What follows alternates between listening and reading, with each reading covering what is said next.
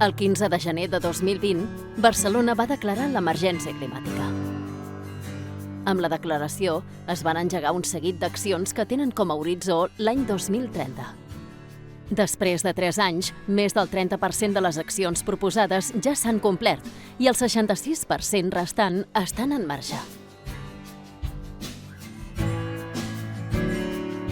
Reduir les emissions de gasos amb efecte d'hivernacle un 50% respecte de l'any 1992 i ser neutres en carboni l'any 2050.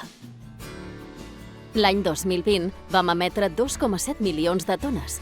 Això significa que hem reduït ja un 42% de les emissions, atès que l'any 1992 vam emetre 4,7 milions de tones. Ens vam proposar incrementar el verd urbà i reduir el consum d'aigua. Augmentar en 160 hectàrees el verd a la ciutat respecte al 2015.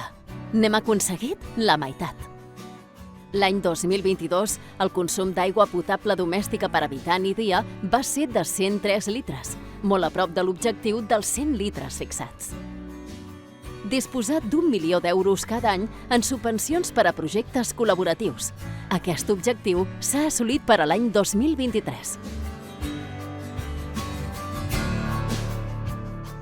Cal que canviem la manera que tenim de viure, i això comporta canvis de model en la gestió de la ciutat i la posada en marxa de desenes d'accions.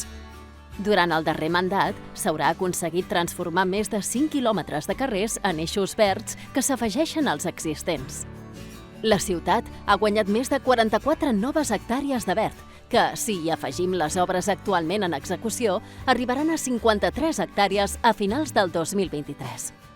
S'han fet 30 quilòmetres de carril bici, amb l'objectiu d'arribar als més de 272 quilòmetres de xarxa ciclista al llarg del 2023. Es crearà un nou tram d'1,5 quilòmetres de tramvia i 3 estacions noves, Monumental, Sicília i Verdaguer. També es posaran en servei actuacions a les línies de metro L9, L4 a la Sagrera i L3 a Trinitat Vella. Altres accions estan encaminades a incrementar la freqüència i a reduir el temps de recorregut de les línies d'autobusos. Barcelona ha doblat la potència fotovoltaica municipal des del 2019 amb la generació de més de 2.300 kW-peak provinents de 62 noves instal·lacions municipals. Amb els nous projectes es preveu tornar a multiplicar per 2 la potència fotovoltaica, fet que representa l'energia corresponent al consum de més de 5.500 llars. Amb totes les accions desenvolupades, ja hem generat més de 8.000 llocs de treball en ocupació verda i tenim el compromís d'arribar a 45.000 llocs de treball al 2030. Els fons municipals continuen facilitant el finançament de l'economia social i solidària, amb 3,5 milions d'euros.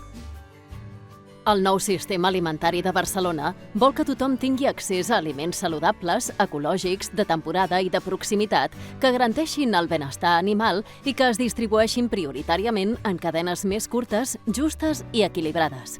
S'han desenvolupat projectes com Agrovallbona, Biomarket o Terra Pagesa.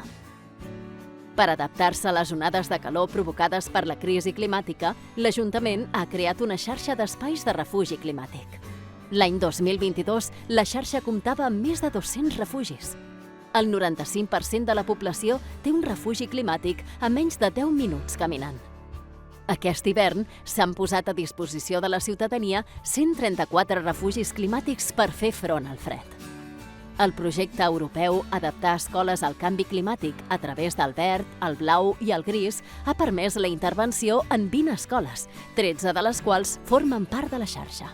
L'ús d'aigües subterrànies en els serveis municipals, com el rec de les zones verdes i l'arbrat viari, l'ompliment de les fonts ornamentals, la neteja dels carrers, el clavegueram, els monuments i els dipòsits pluvials, permet reduir el consum d'aigua potable. A finals del 2022 s'ha dut a terme una assemblea deliberativa per debatre la situació d'emergència climàtica a Barcelona. Els participants han proposat 34 mesures en els àmbits de l'energia, la mobilitat i el consum i residus. Entre tots i totes farem front a l'emergència climàtica.